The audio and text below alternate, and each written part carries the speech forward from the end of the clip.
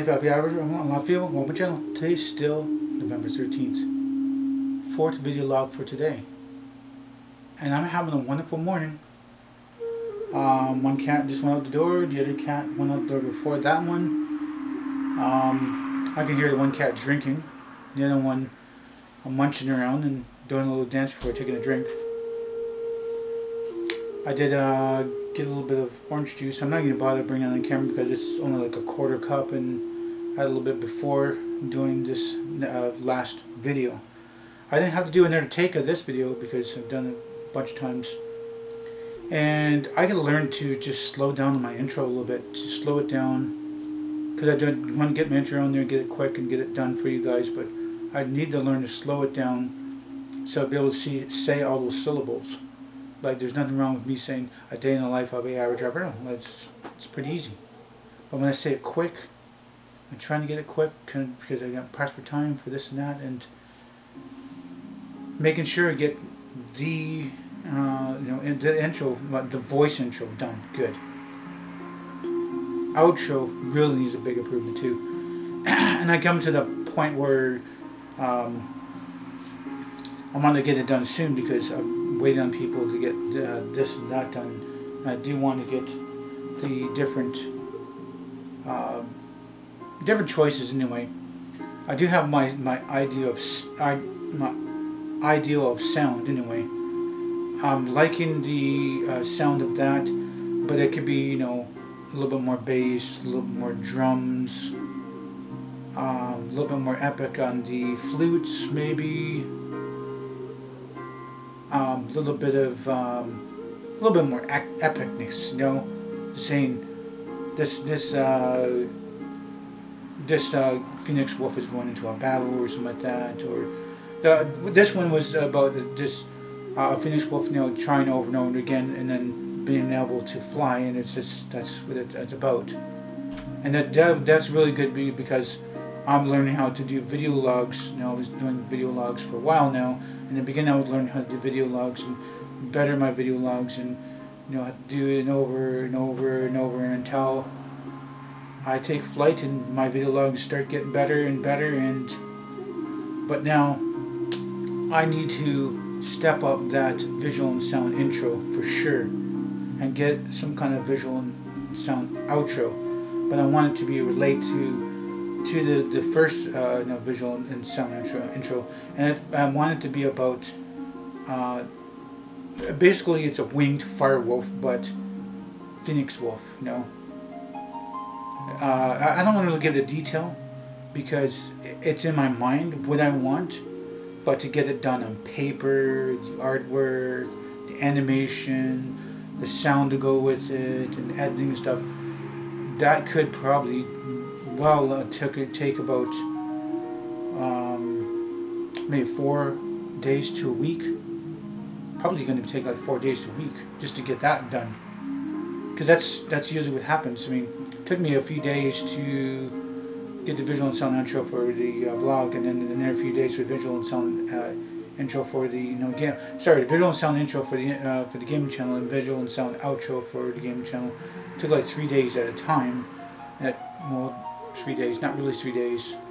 I said that I didn't really have to do so much because of the different tools I did have, and to trying to get the idea of doing this and that, and it's actually pretty good. I mean, it's a lot better than just plain old voice intro and voice outro, because now I have a visual and sound. But I need to do a better visual and sound on this channel. That's what I'm trying to do. I'm trying to do in this channel. That's what I'm trying to do. But the idea is in my head to get it on paper or computer animated or whatever it takes to get to that point. I don't have the money for that. I got no money for that.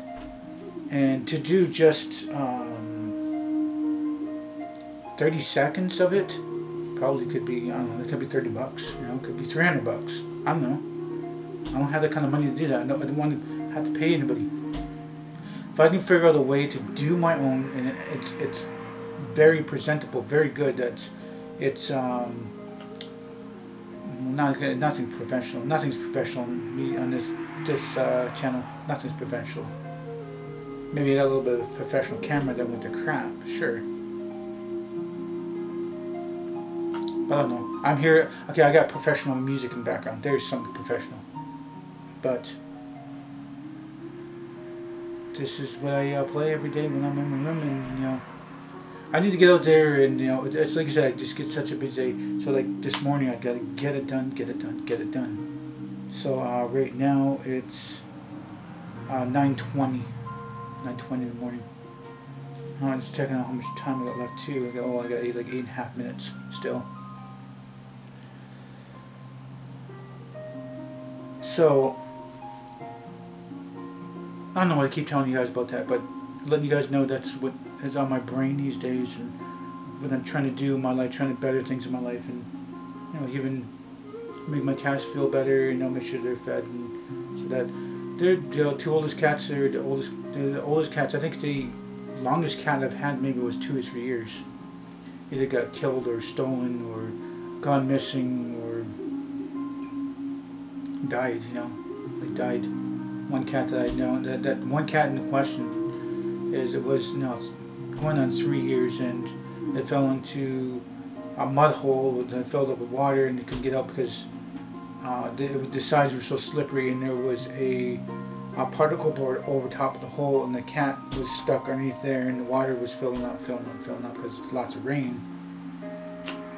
I didn't hear no cat, and it's so dark out there in that side field side of the house, and looking for my cat and stuff like that, and going to check out the hole, because the hole we've been digging at it, and then there's my poor cat floating. There was a dead mouse in there too. I guess that's what she was after. She was after the dead mouse. But she did have, you know, she had kittens. I took care of those. Let's see. She had 6 kittens. All of them did survive, except for one that was almost dying because he was the runt and getting pushed away from his food and stuff like that. And we nursed him as much as we could. We gave him like a special attention, and he got a little bit, you know, a little bit better. Got a lot better. And she used to feed her babies up to like 5 months. She was feeding her babies up to 5 months. I mean, I don't think the cat's lifespan should be, you know, feeding her kittens like that. You know, giving milk. Then she did some hunting here and there too, and hunting was kind of crazy for her because she's not only just one.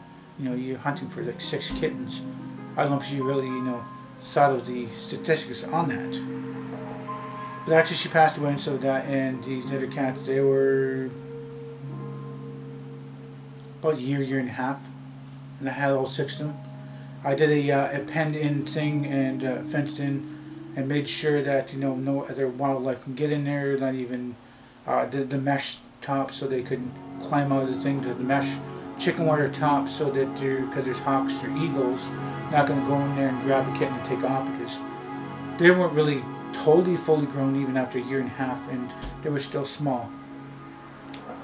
But some crappy neighbors saw to it that I didn't eat cats, and that's all the detail I'm going to give you on that.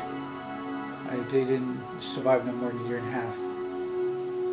And to come home to see them like that it's really bad. It's something I'll never forget. But you know, what got me into that? Okay, taking care of my cats. You know, how long I've had cats. And, very first cat, I think I was about 7. And I was fishing with an uncle, and this cat, you know, came to us, and it was, I think it was our 5th or 6th different spots.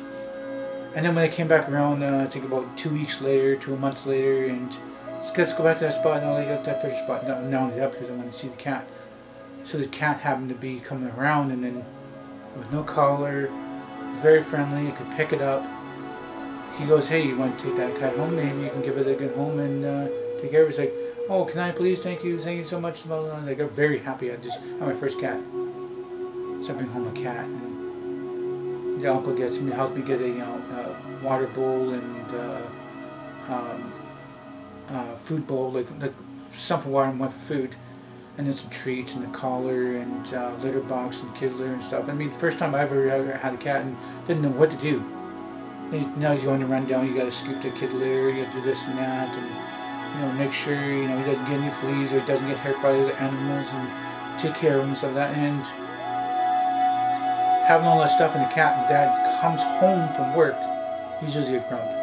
Usually a grump, because he's worked hard, he's in the heat and stuff like that. And then now you see this furry animal, like, what are you doing with this furry animal? And like, he wasn't really mean. He wasn't mean towards it, but he was grumpy. He was saying like, I don't want this cat here. I don't like cats and stuff like that. And like he just came to the fact that, like I said, I told him the story. Fishing. The cat was there. They were skinning up a little bit of fish and fed the cat a little fish, and the cat liked it. And to give him the story and stuff like that. And then gotta give him home. Like, look at it, I got a litter box, and I do the litter every day and make sure brush the cat and I take care of him and bathe him and like all a lot of stuff and like that. And he goes, well, alright then, I don't really like cats. So then it grew on him stuff. The cat was around for 2 or 3 years, 2 or 3 months, maybe up to 5 months. I can't remember. This is when I was 7 or 8 years old. And then one day the cat disappeared. I thought it disappeared and couldn't find the cat. Didn't know where the cat went, and then the cat come back around. It's like, oh cool, cat's back around. Blah, blah. It's like, then one day the cat's collar was so loose that it got caught on its jaw, and it was pushing down its jaw, and the cat was freaking out with that, and tried taking that thing off, and I ended up having to snip the collar off, and then the cat took off, and we come back for about another day or two. Then the cat did come back, like after a day or two, and the cat was fine and stuff like that, and then I was struggling to put a new collar on because I had a spare collar and put it on there, and he was mad at me. He was indoors, and I kept him indoors because I didn't want him to take off and be mad at me again. So I kept him indoors for about a day or two and stuff like that, and 3 days or something like that, 3 or 4 days. And then my dad ended up letting the cat out anyway because he doesn't like cats. And then one day the cat just disappeared. The cat was with me maybe no more than 5 months and just disappeared, totally disappeared. They come back around, couldn't see it, called the cat, walked around, looked for the cat, and shook treats and tapped the can and stuff, and nope, I see other cats, and their cats are meowing, they know what it is, and they wanted stuff like, no, you're not my cat, no, you're not my cat, no, that's not my cat either, and didn't have a cat. Didn't have a cat for a while anyway until, let's see, where did I move now? I forget where I moved to next. I think it was like a year or two later. I think I was about 9.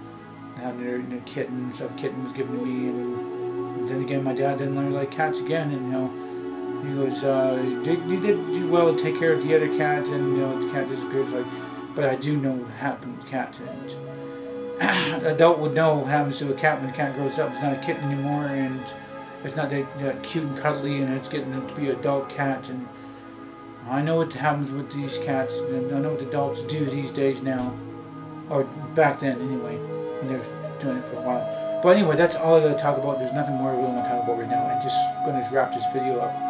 So if you guys like this video, please do hit the like button. Please subscribe to me. Or share this video on the channel. My benefit for you, my benefit for me.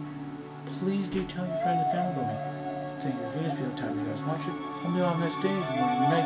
And remember, it's better to be Aboriginal than original.